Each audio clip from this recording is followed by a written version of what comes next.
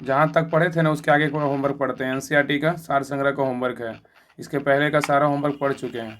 आगे पढ़ेंगे निर्वाचन आयोग पढ़ेंगे। क्या पढ़ेंगे? निर्वाचन आयोग, इलेक्शन कमीशन। बताइएगा। कह रहा है कि राजनीतिक दल को राष्ट्रीय या क्षेत्रीय दल की मान्यता देने का अधिकार किसे प्राप्त है? तो क्या होगा? चुनाव आयोग का है। चुनाव किसको है? आयोग चुनाव को। आयोग का है।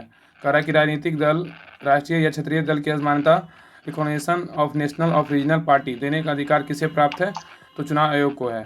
नेक्स्ट कह रहा है चुनाव कि आयोग को। भारत के मुख्य निर्वाचन आयुक्त की पदावधि क्या है? तो क्या होगा? 6 वर्ष या 65 वर्ष की आयु जो भी 6 वर्ष पहले या हो। 65 वर्ष की आयु जो भी पहले हो। कह रहा है ना कि भारत के मुख्य निर्वाचन आयुक्त की पदावधि क्या होती है? 6 वर्ष या 65 वर्ष की आयु जो पहले हो। नेक्स्ट कह रहा है कि भारत के मुख्य चुनाव आयुक्त को किसके द्वारा नियुक्त किया जाता है? तो क्या होगा?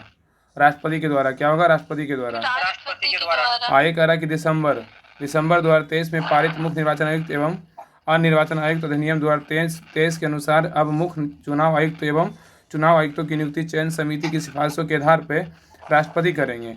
और आगे कह रहा है कि चयन समिति में प्रधानमंत्री, केंद्रीय मंत्रिमंडल के एक मंत्री, लोकसभा में प्रतिपक्ष के नेता या सबसे बड़े दल के नेता शामिल होंगे। यह अधिनियम निर्वाचन आयुक्तों की सेवा, शर्तें और कार्य संचालन अधिनियम 1991 के स्थान लेगा। आगे कह रहा है कि संविधान के किस अनुच्छेद के अंतर्गत भारत के निर्वाचन आयोग का प्रावधान किया गया है? तो क्या होगा? अनुच्छेद 324 के अंतर्गत। अनुच्छेद 324 के अंतर्गत। कह रहा है कि निर्वाचन आयोग का वर्णन किस आयोग मतलब अनुच्छेद में है? 324 में है। अब है निर्वाचन से संबंधित कुछ अनुच्छेद दिया हुआ है। बताइएगा। इसमें विषय वस्तु अनुच्छेद दिया हुआ है और इसमें अनुच्छेद का दिया हुआ है। रहे कि चुनाव के कार्य निरीक्षण, निर्देशन तथा नियंत्रण की शक्ति चुनाव आयोग में निहित होगा। किस अनुच्छेद में है? 324 में। किसमें? अनुच्छेद 324 के अंतर्गत होगा। हाँ, कह रहा है चुनाव कार्य के निरीक्षण, निर्देशन तथा नियंत्रण की शक्ति चुनाव आयोग में निहित है 324 में। आगे कह रहा है चुनाव प्रक्रिया में शामिल होने के लिए कोई व्यक्ति धर्म, नस्ल, जाति, लिंग के आधार पर आयोग नहीं होगा अथवा इन्हीं आधारों पर शामिल होने का दावा नहीं कर सकता। किस अनुच्छेद को? किस अनुच्छेद में है? 325 में। अनुच्छेद 325 में। कितना अनुच्छेद? 325 में है। आगे कह रहा है कि लोकसभा अथवा विधानसभाओं के चुनाव वैक्स अधिकार के आधार पर सम्मान होंगे। कौन सा अनुच्छेद में है? 326 में है। अनुच्छेद 326 में। आगे कह रहा है कि विधानमंडलों के चुनाव के संबंध में उपबंध करने की संसद की शक्ति किस अनुच्छेद में है? 327 में है। अनुच्छेद 327 में। आगे कह रहा है कि राज्य विधायिका का संबंधित राज्य के अंदर चुनाव के संबंध में प्रावधान बनाने की शक्ति किस अनुच्छेद में है? 328 में। अनुच्छेद 328 आगे में। कह रहा है चुनाव संबंधी विषयों में न्यायालय के हस्तक्षेप पर रोक है। किस अनुच्छेद में है? 329 में है। अनुच्छेद 329 किसमें? 329 में है। कह रहा है कि चुनाव संबंधी विषयों में न्यायालय के हस्तक्षेप पर रोक बोलेगा कितना में है? 329 में है। नेक्स्ट क्वेश्चन पे आइए। कह रहा है कि प्रधानमंत्री तथा लोकसभा अध्यक्ष के चुनाव संबंध में विशेष प्रावधान निरस्त करना किस अनुच्छेद में है? 329 के क में है। 329 के क में है। कह रहा है कि प्रधानमंत्री तथा लोकसभा अध्यक्ष के चुनाव के संबंध में विशेष प्रावधान या निरस्त करना किस अनुच्छेद में है? 329 से क में है। ठीक है, आगे आइए। आगे कह रहा है कि आंतरिक दलीय लोकतंत्र का उपयोग कहाँ होता है? तो दल के आंतरिक चुनाव हेतु दल के पदाधिकारियों के चयन हेतु समय समय पर होता है। समय समय पर होता है। आंतरिक दलीय लोकतंत्र का उपयोग कहाँ होता है? तो दल के आंतरिक चुनाव हेतु जो दल के पदावधि के चयन हेतु समय समय पर होता है। आगे कह रहा है कि मुख्य चुनाव आयुक्त को किस प्रकार उसके पद से हटाया जा सकता है? तो क्या होगा? संसद के दोनों सदनों के सदस्यों द्वारा 2/3 बहुमत से प्रमाणित कदाचार के आधार पर। मुख्य चुनाव आयुक्त को किस प्रकार उसके पद से हटाया जा सकता है? तो संसद के दोनों सदनों के सदस्यों द्वारा 2/3 बहुमत से प्रमाणित कदाचार के आधार पर होगा। आगे कह रहा है कि राष्ट्रपति का चुनाव किसके द्वारा संचालित किया जाता है? तो क्या होगा?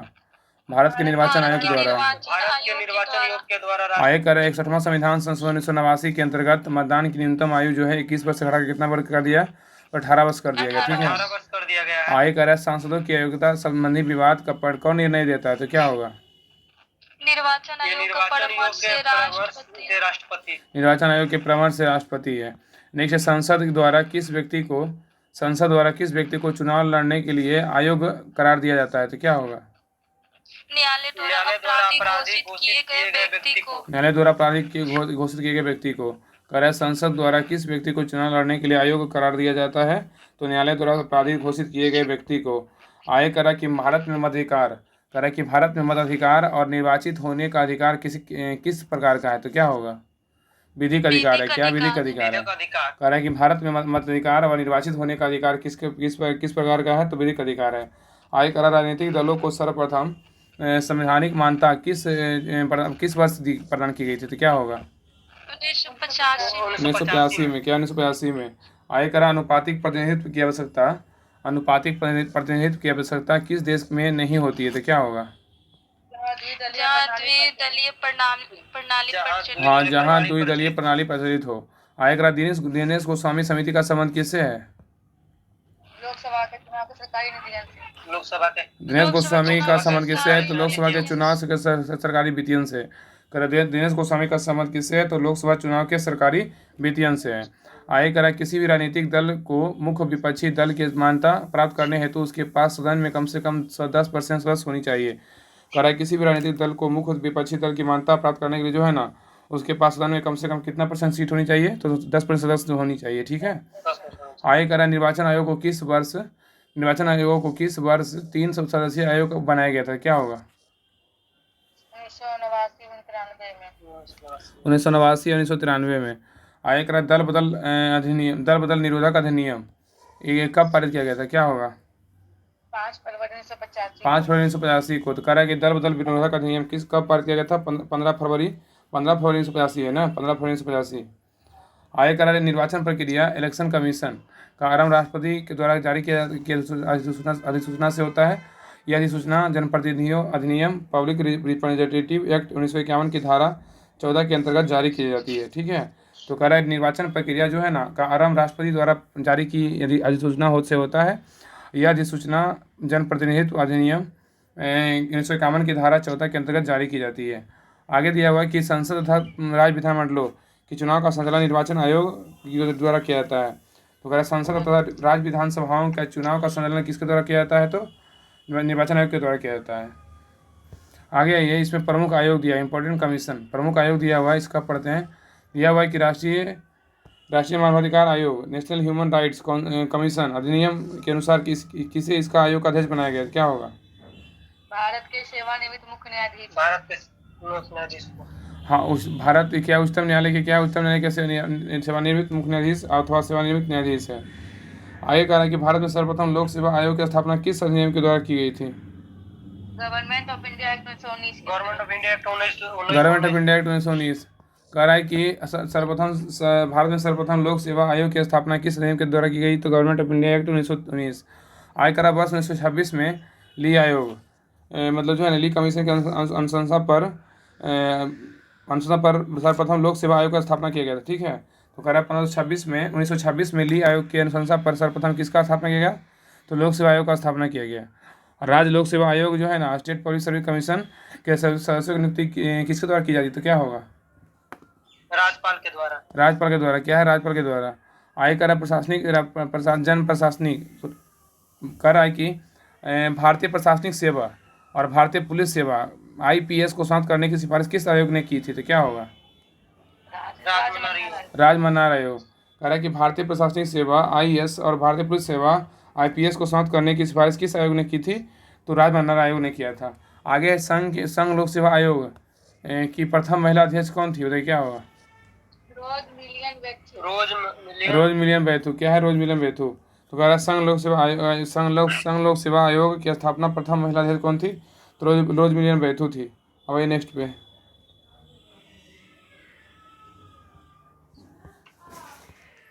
कह रहा है कि भारत के प्रथम लोकपाल की नियुक्ति के बारे में बोल रहा है कि 23 मार्च 2019 को राष्ट्रपति द्वारा सर्वोच्च न्यायालय के सेवानिवृत्त न्यायाधीश पिनाकी चंद्र घोष को भारत का प्रथम लोकपाल नियुक्त किया गया।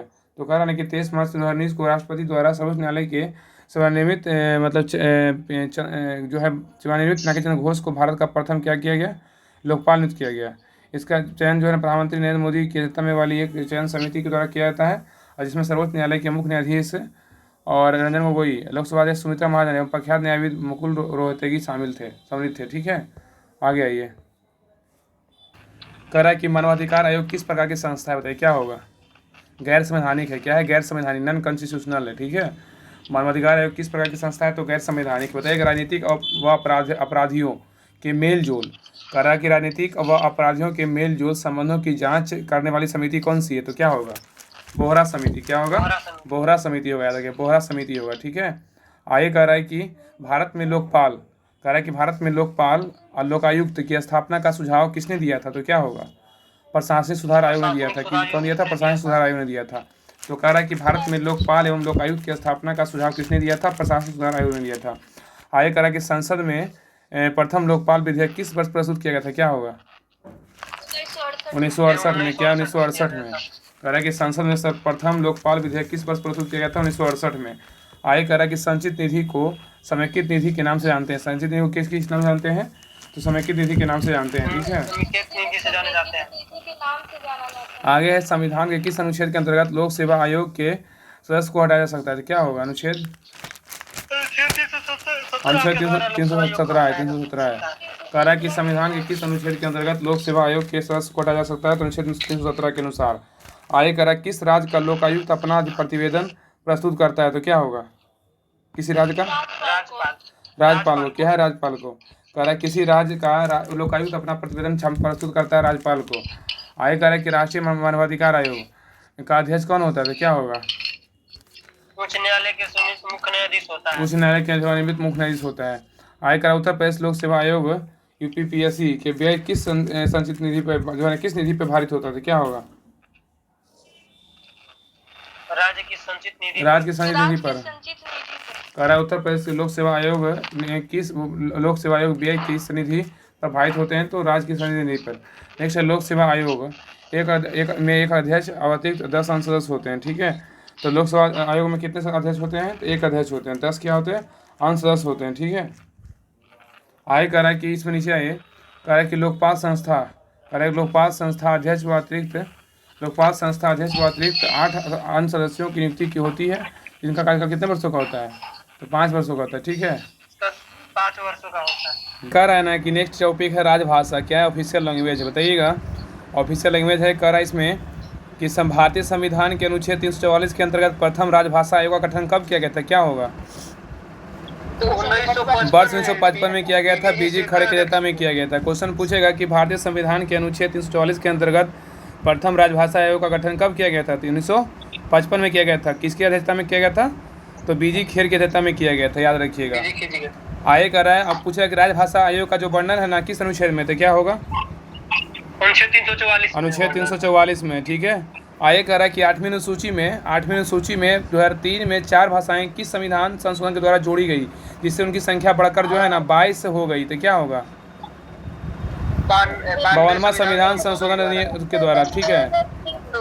तो कह रहा है ना कि 8वीं सूची में वर्ष 2003 के 4 भाषाओं की संविधान संशोधन के द्वारा जोड़ी गई, जिनकी संख्या बढ़कर 22 हो गई। तो 12वां संविधान संशोधन के द्वारा। आगे इसमें जो है ना संविधान में 8वीं सूची में सम्मिलित भाषाएं कौन कौन है? देखिए, पहला समिया है, दूसरा हिंदी है, दूसरा बांग्ला है, तीसरा गुजराती है, चौथा हिंदी है, 5वां कन्नड़ है, 6ठा कश्मीरी है, 7वां बोलेगा तो कोंकणी है, 8वां मलयालम, 9वां मणिपुरी, 8वां मराठी, 11वां नेपाली, 12वां क्या उड़िया और 13वां क्या है पंजाबी, 14वां क्या है संस्कृत, 15वां क्या है सिंधी और नेक्स्ट 16वां है तमिल और 17वां है तेलुगु, 18वां है उर्दू और 19वां है डोंगरी, 20वां है बोडो, 21वां है मैथिली और 22वां क्या है? तो संथाली है। सभी जो है ना टोटल 22 भाषाएं हैं। ठीक है।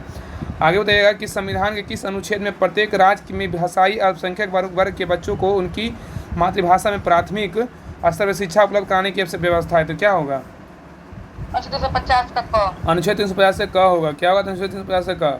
आगे कह रहा है कि मैथिली भाषा को 8वीं सूची के अंतर्गत किस वर्ष शामिल किया गया था? क्या होगा? वर्ष 2003 में। क्या है? वर्ष 2003 में। आगे करेगा 11वां संविधान संशोधन 1992 में संविधान की 8वीं सूची में कौन कौन भाषा जोड़ा गया? बताइए क्या होगा? नेपाली, कोंकणी, मणिपुरी। हाँ, नमक जोड़ा गया। इसका ट्रिक होता है नमक। नेपाली, मणिपुरी, कोंकणी। ठीक है। 11वां संविधान संशोधन 1992 के तहत जोड़ा गया। आगे करा उत्तराखंड की द्वितीय राजभाषा क्या है? तो क्या होगा? संस्कृत है। क्या है? संस्कृत है। और संस्कृत विद्यापीठ, राष्ट्रीय संस्कृत विद्यापीठ कहाँ स्थित है? तो क्या होगा? तिरुपति, आंध्र प्रदेश। क्या है? तिरुपति, आंध्र प्रदेश है। अब बताइएगा ना कि अब तक 6 भाषाओं को शास्त्रीय भाषा का दर्जा दिया गया। बताइए, बहुत पूछता है कि कब कब जो है ना मतलब 6 भाषाओं को जो शास्त्रीय भाषा का दर्जा दिया गया था। बताइए तमिल को कब दिया गया, तमिल को घोषणा कब हुआ था? तमिल को 2004 तमिल को 2004 में। संस्कृत को बोलेगा तो 2005 में। 2005 इस शास्त्रीय भाषा टोटल जो है ना टोटल 6 प्रकार का शास्त्रीय भाषा कौन कौन है? तमिल है, संस्कृत है, तमिल तेलुगु मलयालम, ऐसे आ गया तमिल तेलुगु मलयालम, संस्कृत कन्नड़ और उड़िया।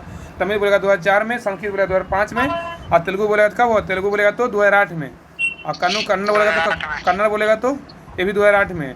तो तेलुगु कन्नड़ जो है ना 2008 में, और मलयालम बोलेगा तो 2013 में, 2013 में, उड़िया बोलेगा तो 2014 में। नवीनतम भाषा बोलेगा ना शास्त्रीय भाषा कौन सा है? तो उड़िया है, ठीक है, याद रखिएगा। आगे कह रहा है कि राजभाषा संबंधित अनुच्छेद दिया हुआ है। राजभाषा संबंधित क्या है? तो अनुच्छेद दिया हुआ है, बताइएगा कि विषय वस्तु है दिया हुआ है, अनुच्छेद बताइए कि संघ भाषा होगा किस अनुच्छेद में? तो क्या होगा? 343 में है। संघ भाषा क्या है? तो 343 में, ठीक है।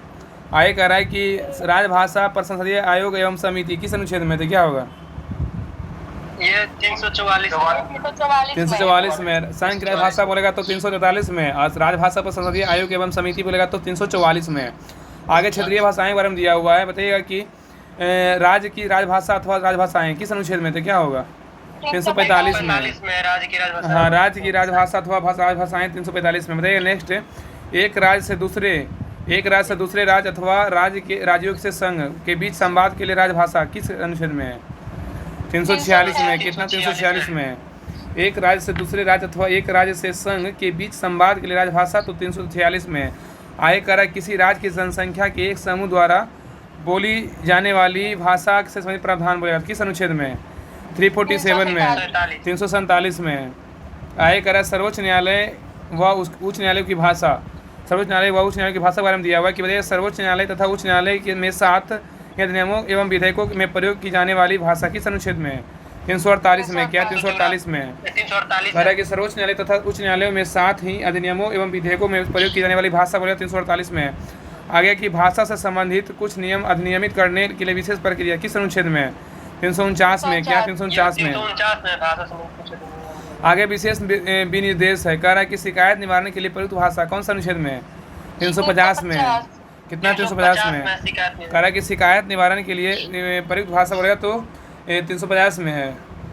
कि प्राथमिक स्तर पर मातृभाषा में शिक्षण के लिए सुविधाएं किस अनुच्छेद में? 350 का ए में है, ठीक है। 350 कह रहा है कि प्राथमिक स्तर पर मातृभाषा में शिक्षण के लिए सुविधाएं 350 का ए में है। बताइएगा कि भाषाई अल्पसंख्यकों के लिए विशेष पदाधिकारी किस अनुच्छेद में? तो क्या है? 350 के बी में, ठीक है।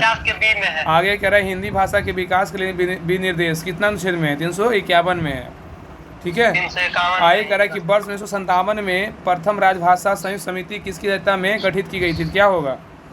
पंडित गोविंद बल्लभ पंत, ठीक है। पंडित गोविंद बल्लभ कह रहा है कि वर्ष 1957 में प्रथम राजभाषा संयुक्त समिति किसकी अध्यक्षता में गठित की गई थी?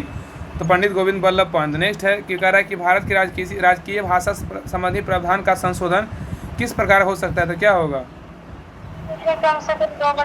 संसद से कम 2/3 बहुमत से, ठीक है। तो कह रहा है कि भारत की राजकीय भाषा संबंधी प्रावधान का संशोधन किस प्रकार हो सकता है? तो संसद में कम 2/3 बहुमत से। आगे कह रहा है कि सिंधी भाषा को 8वीं सूची में किस संविधान संशोधन के द्वारा जोड़ा गया था? तो क्या होगा? 21वां संविधान संशोधन 1967 के द्वारा, ठीक है। आगे कह रहा है कि 7वीं संविधान की 8वीं सूची में सम्मिलित भाषाओं में से कौन दूसरी सर्वाधिक बोली जाने वाली भाषा है? तो क्या होगा? बंगाल। क्या है? बंगाल होगा।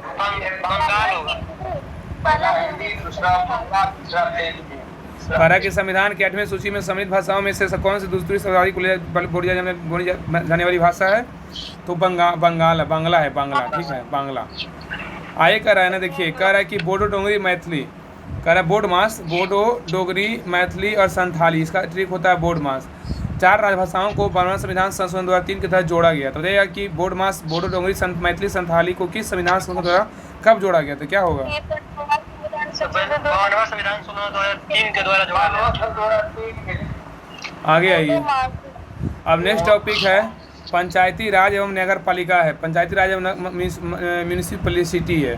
बताइएगा इसमें क्वेश्चन नंबर 1 कह रहा है कि पंचायती राज किस सूची का विषय है? बताइए क्या होगा? राज सूची का। किसका? राज सूची का है। आगे कह रहा है संविधान के 73वें संशोधन द्वारा पंचायती को निर्दिष्ट किए जाने वाले कार्य किस अनुसूची में पढ़नी चाहिए? क्या होगा?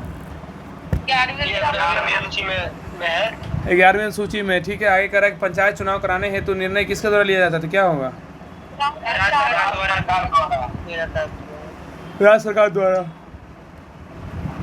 कह रहा है पंचायत चुनाव कराने हेतु निर्णय किसके द्वारा लिया जाता है, तो राज्य सरकार के द्वारा। नेक्स्ट है, कह रहा है कि भारतीय संविधान की 11वीं सूची में पंचायतों के लिए कुल कितने विषय निर्धारित किए गए थे, क्या होगा? 29 है। कितना? 29 है। कह रहा है कि भारतीय संविधान की 11वीं सूची में पंचायतों के लिए कुल कितने विषय निर्धारित किए गए, तो 29। क्या कि 73वां संविधान संशोधन के द्वारा पंचायती राज संस्थाओं को संवैधानिक स्तर प्राप्त हुआ, ठीक है। तो कह रहा है 73वां संविधान संशोधन के द्वारा पंचायती राज संस्थाओं को संवैधानिक स्तर प्राप्त हुआ। आगे कह रहा है कि पंचायत चुनाव किसके अंतराल पर होते हैं, तो क्या हो, कितने अंतराल पे होते हैं? प्रत्येक 5 वर्ष पे। प्रत्येक 5 वर्ष पे होते हैं। कह रहा है किस अनुच्छेद के अंतर्गत पंचायतों को संवैधानिक दर्जा प्रदान किया गया था, क्या होगा? अनुच्छेद आता है अनुच्छेद 243 के अंतर्गत। अनुच्छेद 240 के अंतर्गत। आगे कह रहा है कि राष्ट्रीय पंचायती राज दिवस कब मनाते हैं? 24 अप्रैल। 24 अप्रैल को राष्ट्रीय पंचायती राज दिवस कब मनाते हैं? 24 अप्रैल को। आगे कह रहा है कि भारत में सर्वप्रथम पंचायती राज प्रणाली का शुभारंभ कब और कहाँ हुआ था, क्या होगा? राजस्थान में हुआ था।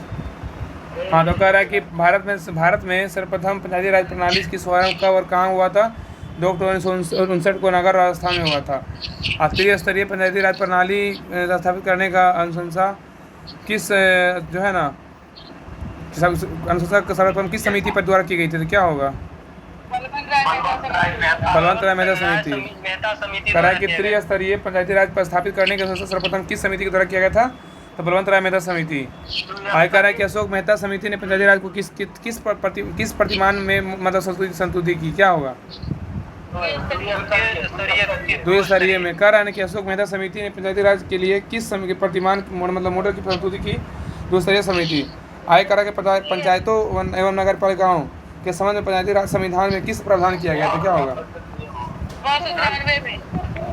1993 में। कह रहा है ना कि पंचायतों एवं नगर पालिकाओं के संबंध में भारतीय संविधान किस बात प्रावधान किया गया? 1993 में, ठीक है। आगे कह रहा है कि पंचायती राज को किस संशोधन द्वारा स्वशासन की इकाई के रूप में संगठित किया गया, तो क्या होगा? भारतीय संविधान के 73वें संशोधन द्वारा। तो कह रहा है कि पंचायती राज को किस संशोधन द्वारा स्वशासन की इकाई के रूप में संगठित किया गया, तो भारतीय संविधान के 73वें संशोधन द्वारा, ठीक है। आगे कह रहा है इसमें देखिए दिया हुआ है संविधान के जो है ना अनुसूची दिया हुआ है, देखिए बताइएगा। इसमें कह रहा है कि 11वीं सूची में क्या है, बताइए 11वीं सूची में। नहीं पहले इधर आइए, सुनिए, पहले इधर आइए ना, इधर आइए। बताया कि पंचायत राज व्यवस्था संबंधित जो है ना समितियाँ दिया हुआ, ठीक है। पंचायती राज व्यवस्था संबंधित समितियाँ दिया हुआ। बलवंत राय मेहता समिति का स्थापना कब हुआ था, बताइए क्या होगा? 1957 में हुआ था। बलवंत राय मेहता समिति का स्थापना कब हुआ? 1957 में। बताइए अशोक मेहता समिति का स्थापना कब हुआ था? अशोक मेहता समिति बोला था 1977 में स्थापना हुआ था, 1977 में। जीवके राव समिति का स्थापना कब हुआ था? 1985। जीवके राव समिति का स्थापना कब हुआ था? 1985। एलएम सिद्धमी समिति का स्थापना कब हुआ था? 1986। संथानम समिति का स्थापना कब हुआ था? संथानम समिति बोलेगा तो 1962 में हुआ था। आजादी कली समिति का स्थापना कब हुआ था? 1964। ध्यान रखिए ना कि बलवंत राय मेहता समिति 1957, अशोक मेहता समिति 1977, आजीविका राव समिति 1985, एलएम सिद्धमी समिति 1986, संथानम समिति 1962, सारी कली समिति 1964 में स्थापना हुआ था, ठीक है। आगे कह रहा है कि पंचायती राज को संवैधानिक स्थिति प्रदान करने की संस्तुति किस समिति द्वारा दी गई थी, क्या होगा? एलएम सिद्धमी समिति। और एलएम सिद्धमी समिति का स्थापना कब हुआ था, बताइए क्या होगा? 1986 में हुआ था, ठीक है, 1986 में। और पंचायती राज को संवैधानिक स्थिति प्रदान करने की संस्तुति किस समिति द्वारा दिया गया था, तो एलएम सिद्धमी समिति। आगे कह रहा है किन राज्यों में पंचायत समितियों तथा जिला परिषदों को भी करारोपण की शक्तियाँ दी गई है, तो क्या होगा? ये गुजरात, महाराष्ट्र और राजस्थान है। कह रहा है कि किन राज्यों में पंचायत समितियों तथा जिला परिषदों को भी करारोपण की शक्तियाँ दी गई है? गुजरात, महाराष्ट्र और राजस्थान है। आगे कह रहा है ना कि ब्लॉक स्तर, ठीक है।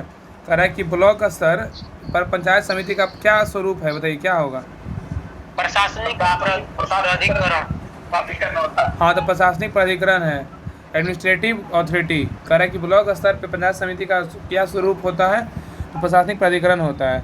आगे कह रहा है कि पंचायती राज का जो प्रधान है ना वो लक्ष्य ग्रामवासियों में शक्ति, कह रहा है कि पंचायती राज का प्रधान लक्ष्य ग्रामवासियों में शक्ति का विकेंद्रीकरण, क्षय तथा लोगों का विकास मूलक प्रशासन में भागीदारी का योग बनाना है। यह लोकतांत्रिक विकेंद्रीकरण डेमोक्रेटिक डिसेंट्रलाइजेशन को प्रोत्साहित करता है। आगे दिया यदि पंचायत भंग होती है तो कितनी अवधि के भीतर जो है निर्वाचन कराना अनिवार्य है, तो क्या होगा? 6 माह के अंदर। क्या होगा? 6 माह। आगे करा कि पंचायतों में किन वर्गों के लिए आरक्षण का प्रावधान है, बताइए। महिलाओं के अनुसूचित जनजातियों तथा अनुसूचित जनजातियों के लिए। तो कह रहा है ना कि पंचायतों में किन वर्गों के लिए आरक्षण का प्रावधान है, तो महिलाओं, अनुसूचित जातियों तथा अनुसूचित जातियों के लिए। नेक्स्ट है अनपिछड़ा वर्ग को आरक्षण देने का प्रावधान करने के लिए किसे शक्ति प्रदान करता है, तो क्या होगा बताइए? राज्य विधानमंडल। क्या है? राज्य विधानमंडल। कह रहा कि अनपिछड़ा वर्ग को आरक्षण देने का प्रावधान करने के लिए किस समिति का प्रदान की गई है? राज्य विधानमंडल। आगे त्रिस्तरीय पंचायतों का गठन किन राज्यों में किया जाता है, क्या होगा? जहाँ 20 लाख से अधिक जनसंख्या हो। कह रहा है कि त्रिस्तरीय पंचायतों का गठन किन राज्यों में किया जाता है? जहाँ 20 लाख से अधिक जनसंख्या हो। ठीक है, आगे आइए। यहाँ पे दिया हुआ कि 11वीं सूची में दिया था। 11वीं सूची में क्या दिया बताइए? तो 11वीं सूची में क्या दिया बताइए? 11वीं सूची में पंचायती शक्तियों के उत्तरदायित्व निर्धारित किए गए हैं। इस सूची में 19 विषय और सूची को 73वें संविधान संशोधन अधिनियम द्वारा 1992 में जोड़ा गया था। 11वीं सूची जो है ना, इसमें पंचायतों की शक्तियाँ, उत्तरदायित्व निर्धारित किए गए हैं। इस अनुसूची में 29 विषय हैं। 11वीं में 9-11 होता है। 11वीं याद रखें, 9-11। इस अनुसूची में 13वां संविधान संशोधन अधिनियम 1992 के तहत जोड़ा गया। ठीक है, 11वीं सूची को। और इसका अनुच्छेद 243 के 6, आर्टिकल 243 के जी तक है। बताइएगा कि 12वीं सूची बताइए। 12वीं सूची इसमें नगर पालिका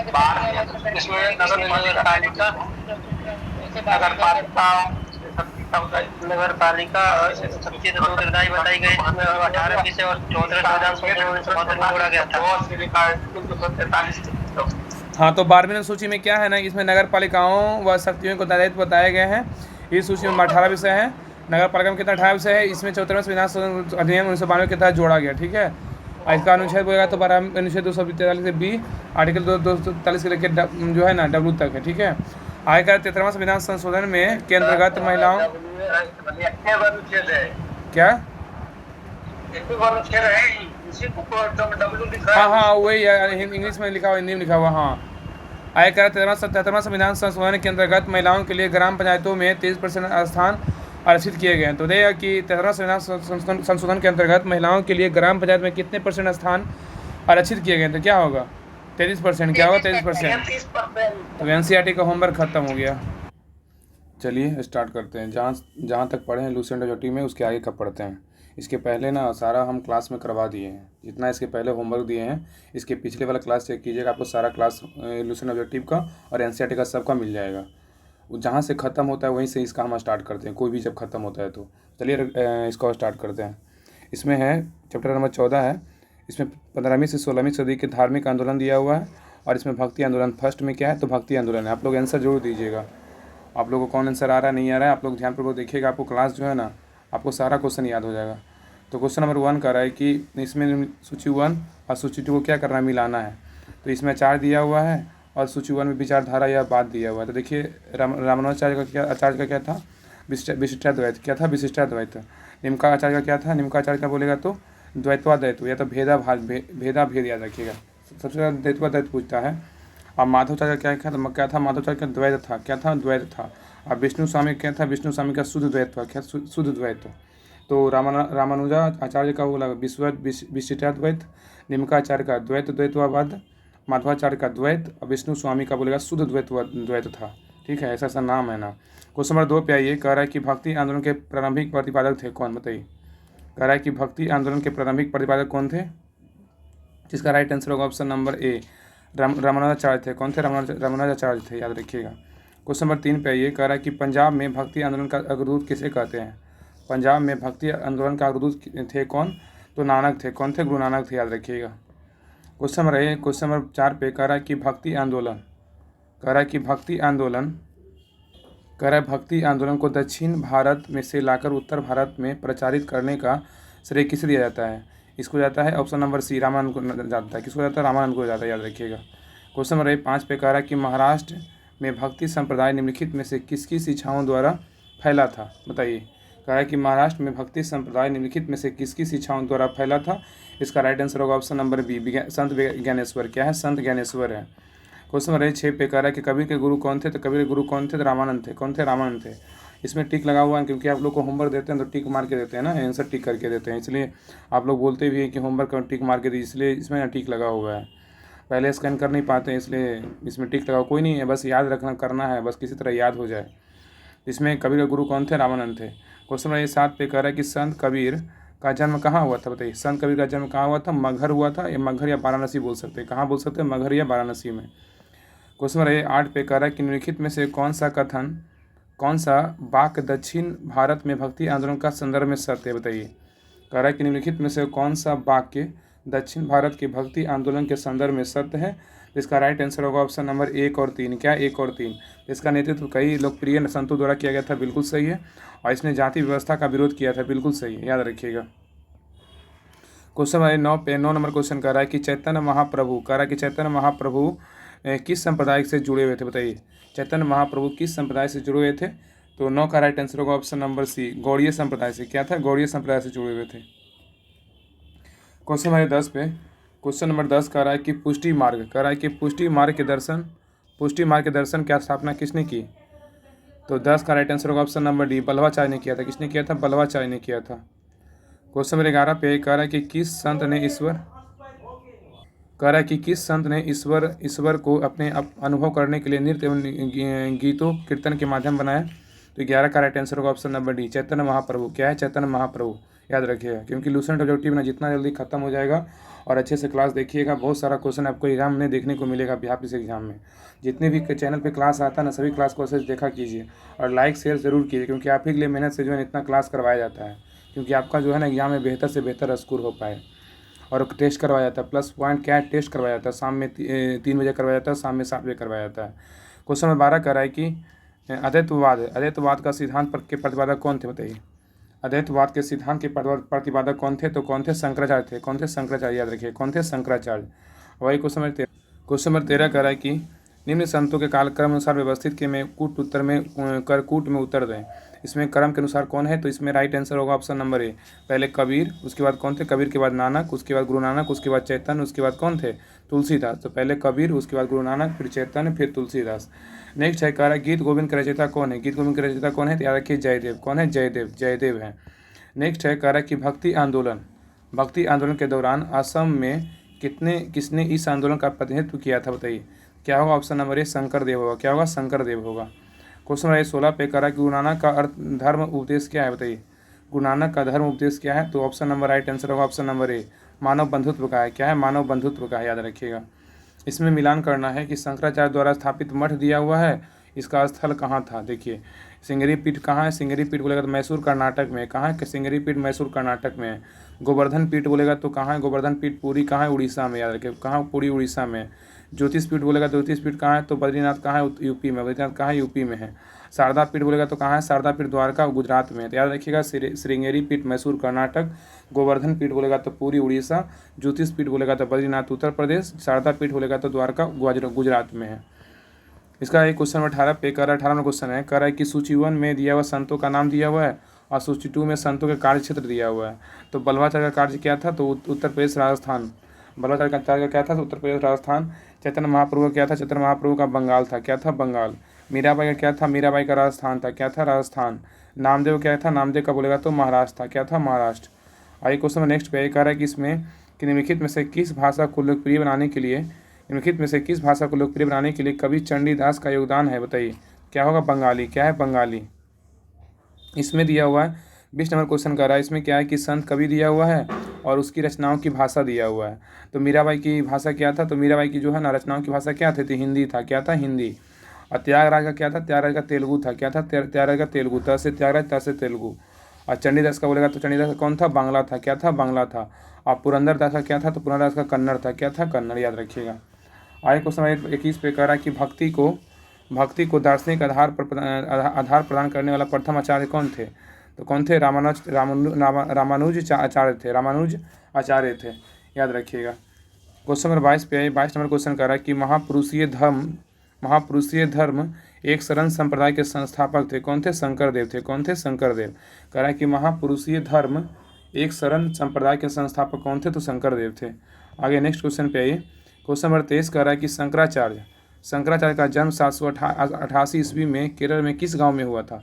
शंकराचार्य का जन्म 788 ईस्वी में केरल के किस गांव में हुआ था, ये हुआ था कलादी में हुआ था। कहाँ हुआ था, कलादी या कलाडी जो बोलिए, वहीं पे हुआ था। नेक्स्ट कह रहा है कि सभी भक्ति संतों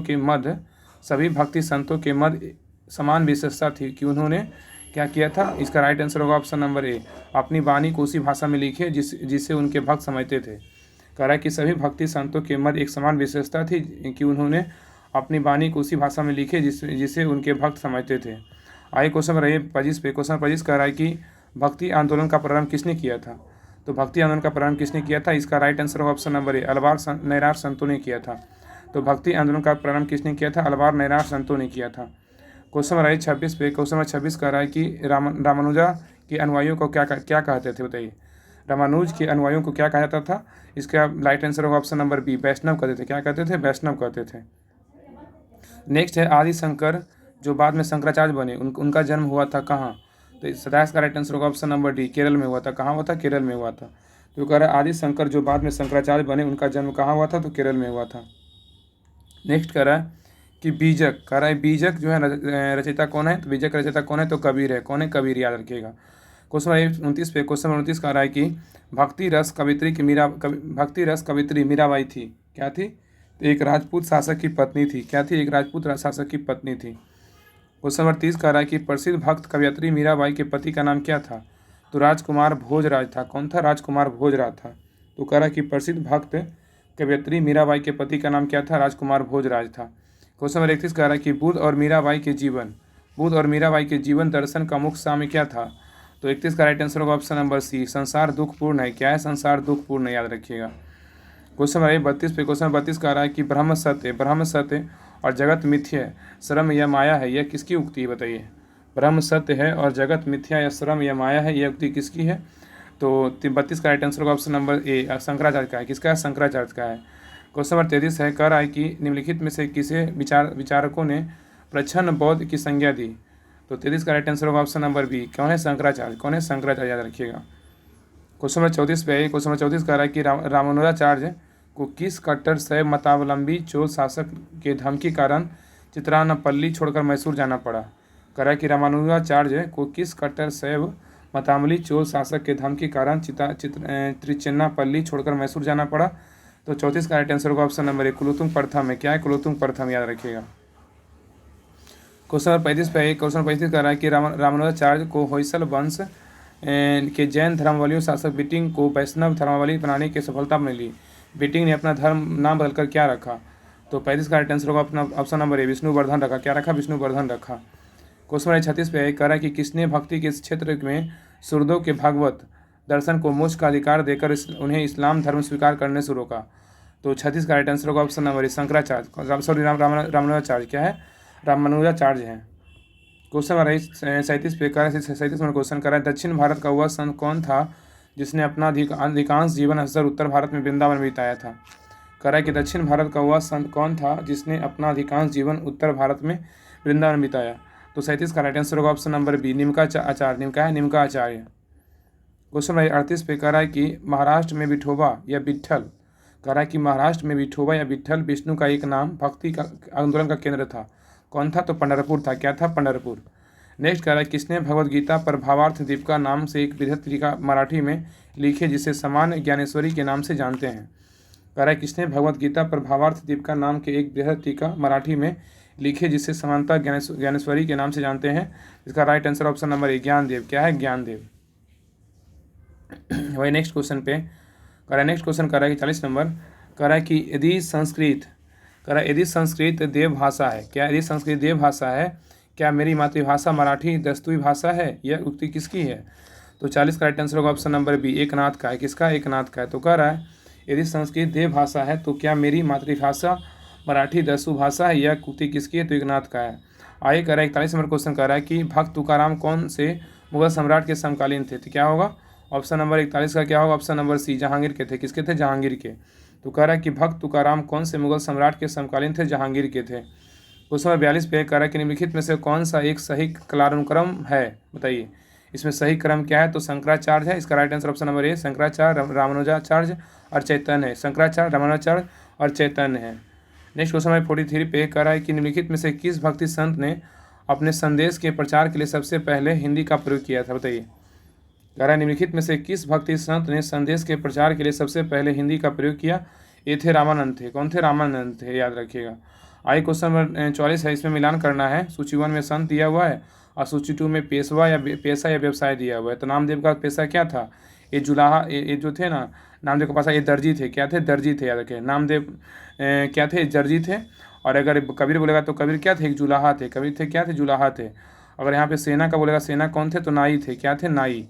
और रविदास बोलेगा तो कौन थे? रविदास कहे थे मोची थे। क्या थे? मोची थे। तो नामदेव बोलेगा तो क्या थे? नामदेव दर्जी थे। अगर कबीर का बोलेगा तो जुलाहा थे। अगर रविदास का बोलेगा तो मोची थे। और सेना का बोलेगा तो नाई थे। ये सभी पॉइंट याद रखिएगा। आगे कह रहा है कि और बाकी जो लूसेंट का सब्जेक्टिव होमवर्क देते हैं ना उसको पढ़ा कीजिए सेल्फ में, क्योंकि उसको करवाएंगे तो बहुत लॉन्ग वीडियो जाएगा। उतना अगर करवाएंगे तो समय ही नहीं है, इसलिए उसको सेल्फ में रीड कीजिए। और बाकी NCERT और लूसेंट ऑब्जेक्टिव पे अच्छे से पकड़ बना लीजिए। और बाकी जो क्लास आता है प्रैक्टिस सेट का उस पर उसको क्लास को अच्छे से देखिए, आपका सारा सही होगा। आगे आइए, क्वेश्चन नंबर नेक्स्ट कर रहा है 45 नंबर क्वेश्चन कर रहा है कि शिवाजी के आध्यात्मिक गुरु कौन थे? शिवाजी के आध्यात्मिक गुरु कौन थे? तो ये थे रामदास। कौन थे? रामदास, याद रखिए। कौन थे? रामदास। आगे कर रहा है दासबोध के रचयिता थे कौन? तो रामदास थे। कौन थे? रामदास थे, याद रखिएगा। आगे क्वेश्चन 47 कर रहा है जाति पांति पूछे न कोई, हरि का भजे सोए हरि को होई। ये पंक्तियाँ किसकी है? तो ये किसका है? तो रामानंद का है। किसका है? रामानंद का है। आगे क्वेश्चन 48 पे गुरु नानक का जन्म 1469 ईस्वी में कहाँ हुआ था? ये हुआ था तलवंडी के ननकानम हुआ था। कहाँ? तलवंडी ननकानम हुआ था। आगे क्वेश्चन 49 कर रहा है कि सिख धर्म का संस्थापक किसे माना जाता है? तो क्या हुआ? गुरु नानक को। किसको मानते हैं? गुरु नानक को। आगे कह रहा है कि बंगाल और उड़ीसा में वैष्णववाद को लोकप्रिय बनाने का श्रेय किसे है? बंगाल और उड़ीसा में वैष्णववाद को लोकप्रिय बनाने का श्रेय किसे है? तो 50 का राइट आंसर होगा ऑप्शन नंबर ए, चैतन्य का है। किसका है? चैतन्य का है। क्वेश्चन नंबर 51 पे कह रहा है कि चैतन्य महाप्रभु का जन्मस्थल कहाँ है? बताइए। तो नदिया कहाँ है? नदिया या नवद्वीप में है। क्वेश्चन नंबर 52 पे कह रहा है कि उड़ीसा नरेश प्रताप रुद्र किस वैष्णव संत का शिष्य था? बताइए। कह रहा है उड़ीसा नरेश प्रताप रुद्र किस वैष्णव संत के शिष्य थे? तो 52 का राइट आंसर होगा ऑप्शन नंबर चैतन्य के थे। क्या थे? चैतन्य के। क्वेश्चन नंबर 53 पे कह रहा है कि निम्नलिखित में से किसे गौरांग प्रभु कहा जाता है? बताइए। कह रहा है कि निम्नलिखित में से किसे गौरांग प्रभु कहा जाता है? तो 53 का राइट आंसर होगा ऑप्शन नंबर ए, चैतन्य को कहते हैं। किसको कहते हैं? चैतन्य को कहते हैं। अब आइए नेक्स्ट में 54 नंबर क्वेश्चन कर रहा है, इसमें क्या है? रचना दिया हुआ है और इसमें रचनाकार दिया हुआ। कौन सा रचना के रचनाकार कौन थे? देखिए, पदावली का बोलेगा तो कौन थे? पदावली का बोलेगा तो कौन थे? विद्यापति थे। रचनाकार कौन थे? विद्यापति थे। बिल्कुल सही है। रामचरितमानस के लेखक रचनाकार कौन है? रामचरितमानस के बोलेगा तुलसीदास है। सबको पता है तुलसीदास है। सूरसागर के बोलेगा कौन है? सूरसागर के बोलेगा सूरदास है। कौन है? सूरदास है। बीजक का बोलेगा तो बीजक का कौन है? कबीरदास है। ये सभी मिला लीजिएगा अच्छे से और याद रखिएगा। आगे क्वेश्चन नंबर कह रहा है, कितना नंबर था? 54 नंबर था ना। आगे आइए, आगे है, कहाँ चला गया ये सब?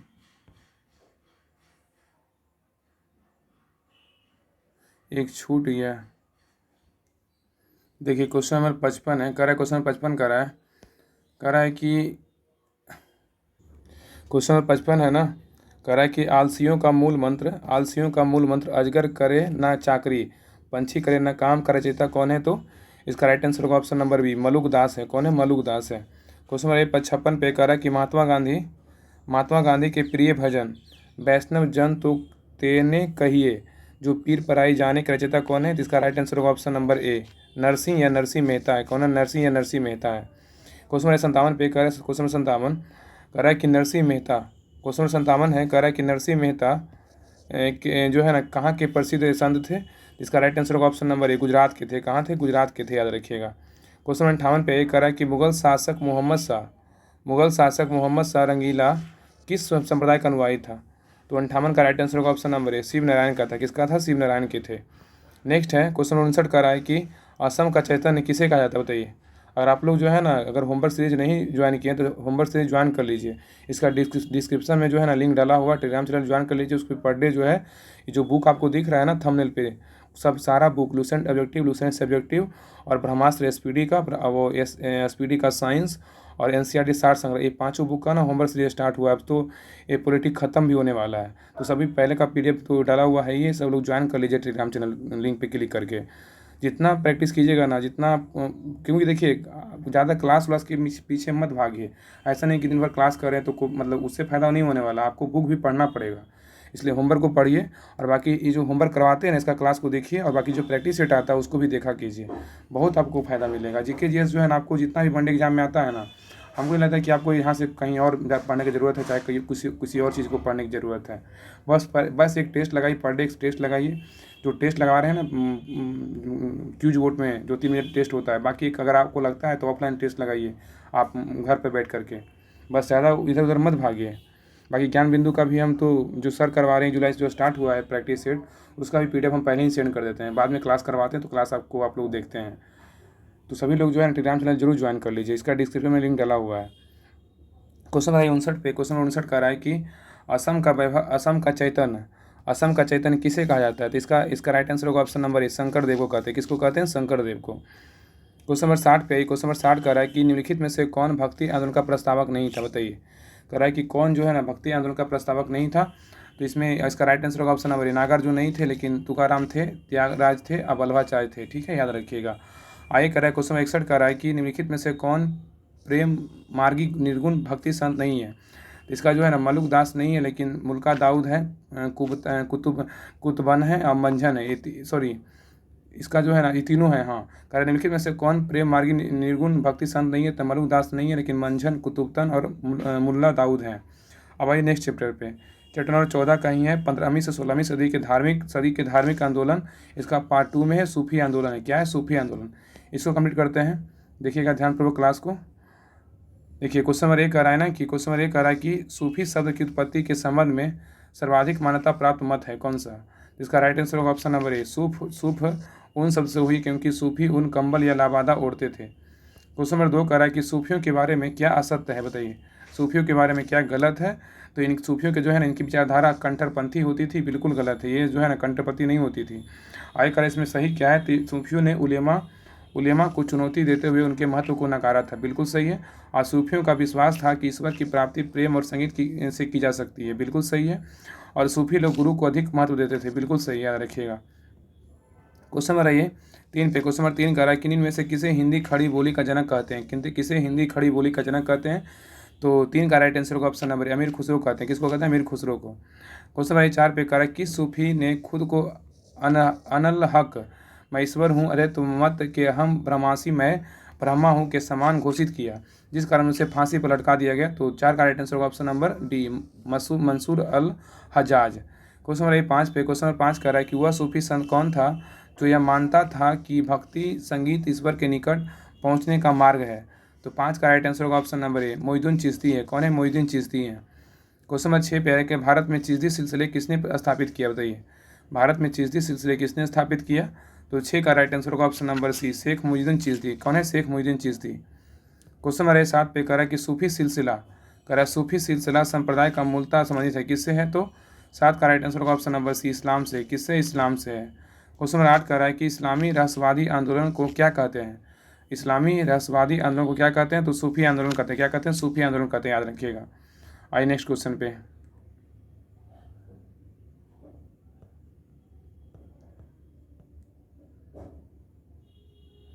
कह रहा है क्वेश्चन नंबर 9 कह रहा है कि सूची 1 सूची 2 को क्या करना है? मिलाना है। इसमें सिलसिला दिया हुआ है, सूफी सिलसिला दिया हुआ है, और सूची 2 में संस्थापक भारत में दिया हुआ है। तो सुहरावर्दी के जो संस्थापक थे ना, कौन थे? तो शेख बहाउद्दीन जकारिया थे। कौन थे? शेख बहाउद्दीन जकारिया थे, याद रखिएगा। और फिरदौसी के संस्थापक कौन थे? बहाउद्दीन समरकंदी थे। कादरी का बोलेगा तो कादरी का संस्थापक कौन थे? मोहम्मद गौस गिलानी थे। और नेक्स्ट है नक्शबंदी के संस्थापक कौन थे? ख्वाजा बकी बिल्लाह थे। तो सुहरावर्दी का संस्थापक बोलेगा भारत में कौन थे? शेख बहाउद्दीन जकारिया। फिरदौसी का बोलेगा बदरुद्दीन समरकंदी थे।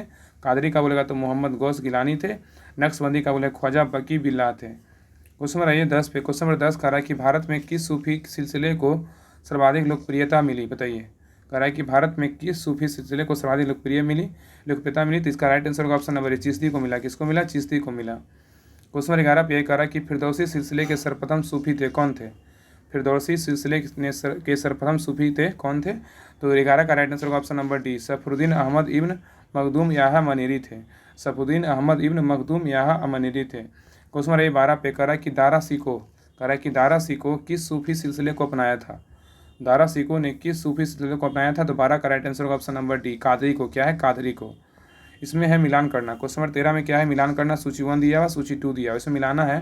पीर शेख मुर्शीद को बोलेगा, क्या होगा? पीर शेख मुर्शीद का बोलेगा तो क्या होगा? तो गुरु या मार्गदर्शक। क्या है? गुरु या मार्गदर्शक। अगर मुरीद क्या होते थे? मुरीद जो है ना शिष्य होते थे। क्या होते थे? शिष्य होते थे, याद रखिएगा। खलीफा क्या था? खलीफा जो था ना, ये सूफी मत का अनुपालक था। क्या था? सूफी मत का अनुपालक। और खान का क्या था? खान जो था सूफी संतों का निवास स्थल था। नेक्स्ट कर रहा है क्वेश्चन नंबर 14 कर रहा है कि निम्नलिखित में से कौन चिश्ती सिलसिला का नहीं था? कर रहे निम्नलिखित में से कौन चिश्ती सिलसिला का नहीं था? 14 का राइट आंसर होगा option number D, Sheikh Bahauddin Zakariya. से क्या है? शेख बहाउद्दीन जकारिया। क्वेश्चन नंबर 15 कर रहा है कि चिश्ती सिलसिले के किस सूफी को चिराग ए देहलवी दिल्ली का दीपक कहा जाता है? तो 15 का राइट आंसर होगा ऑप्शन नंबर बी होगा, शेख नसुद्दीन। क्या है? शेख नसुद्दीन। क्वेश्चन नंबर 16 पे क्वेश्चन नंबर 16 कर रहा है कि निम्नलिखित में से किस सुल्तान ने निजामुद्दीन औलिया ने भेंट करने से इनकार कर दिया? तो कह रहा है कि निम्नलिखित में से किस सुल्तान से निजामुद्दीन औलिया ने भेंट करने से इनकार कर दिया? तो इसका राइट आंसर होगा option number A, Jalaluddin Firoz Khilji ने किया था। कौन किया था? जलालुद्दीन फिरोज खिलजी ने किया था। नेक्स्ट कह रहा है कि निम्नलिखित में सूफी सिलसिलों संप्रदायों में कौन संगीत के विरुद्ध था? बताइए। कह रहा है निम्नलिखित सूफी सिलसिलों में संप्रदायों में कौन संगीत के विरुद्ध था? तो 17 का राइट आंसर होगा ऑप्शन नंबर ए, नक्शबंदी था। कौन था? नक्शबंदी।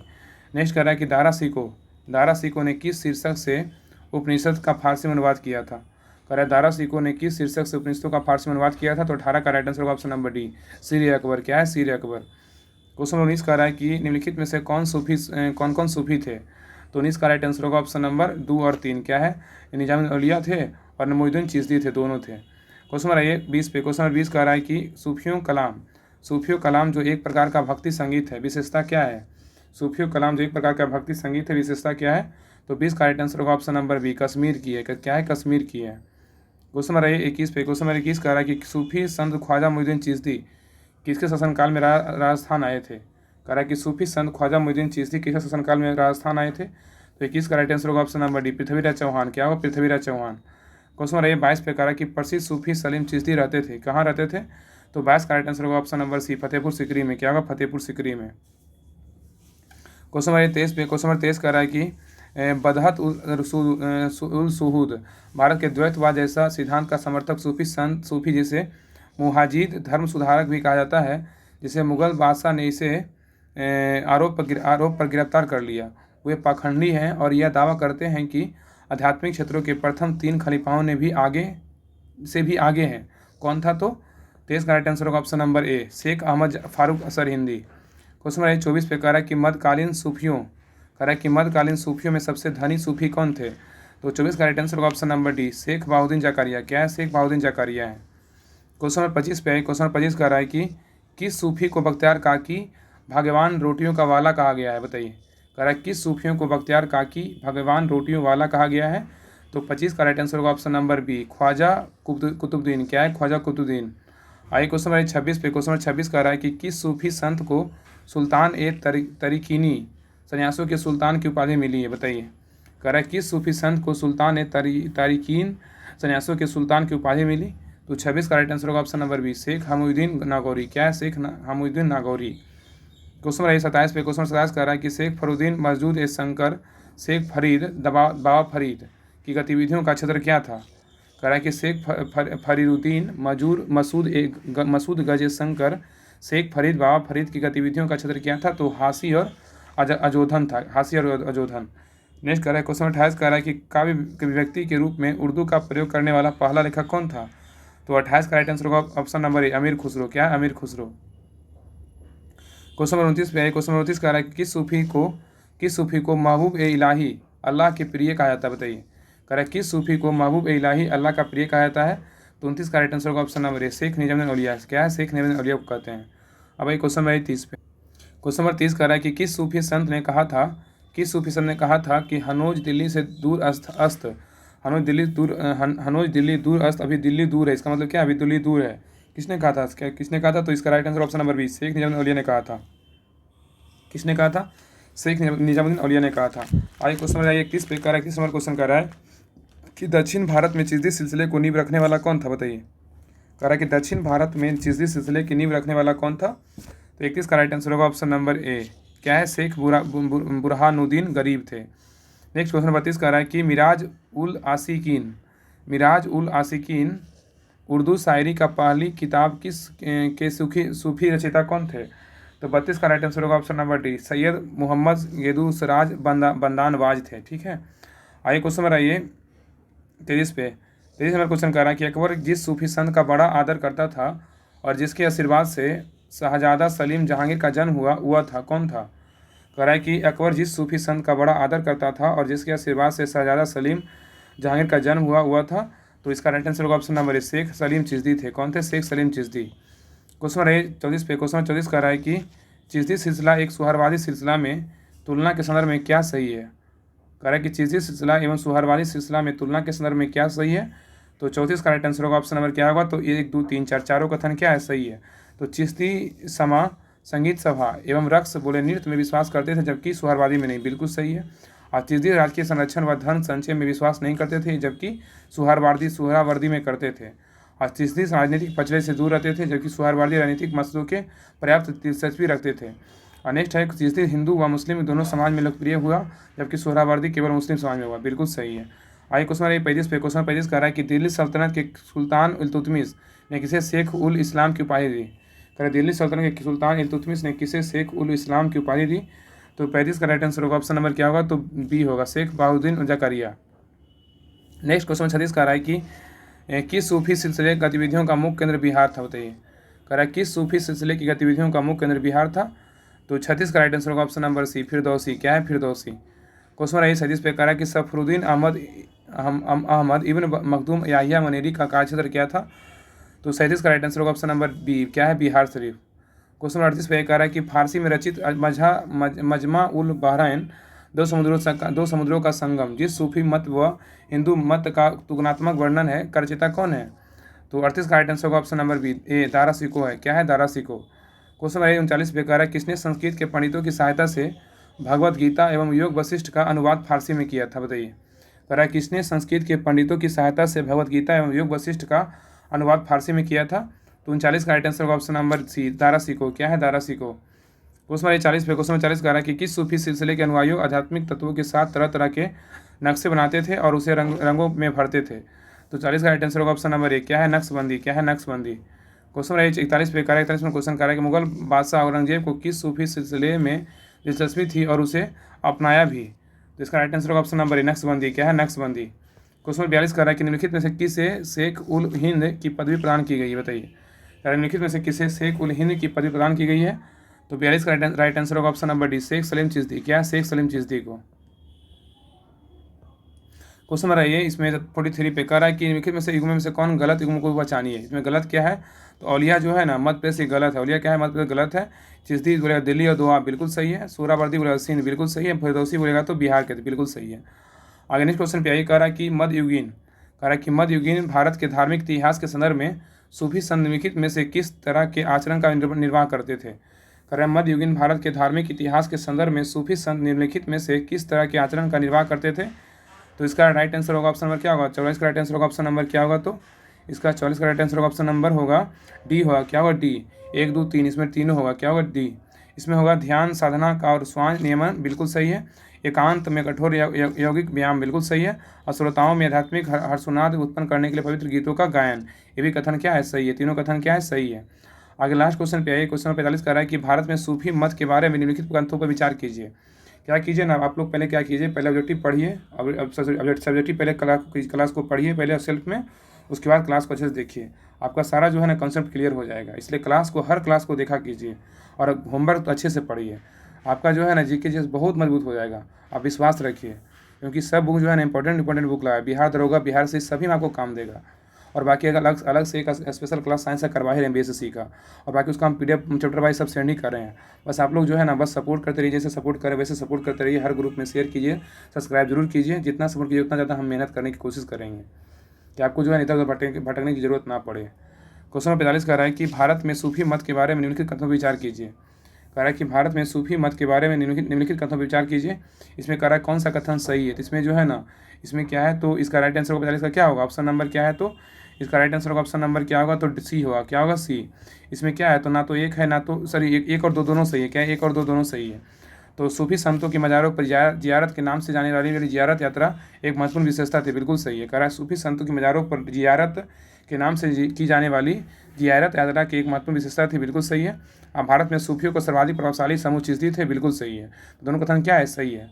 तो आगे का जो क्लास में हम लोग यहाँ से पढ़ेंगे मुगल काल से पढ़ेंगे, ठीक है। आप लोग मुगल काल का पढ़ लीजिएगा, आएगा का नेक्स्ट क्लास में मुगल काल पढ़ेंगे। तब तक के लिए आप लोग को जय हिंद, और बाकी हर क्लास को शेयर कीजिए, देखिए और अच्छे से बस रिवीजन कीजिए। बहुत कम समय है ना एग्जाम में, इसलिए हर बस रिवीजन कीजिए, क्लास देखिए और सेट को जो भी सेट आता है क्लास का वो अच्छे से बस देखिए, इतना ही कीजिए, ज़्यादा इधर उधर मत भागिए। पुराने रहने देते हैं के लिए यहीं तक।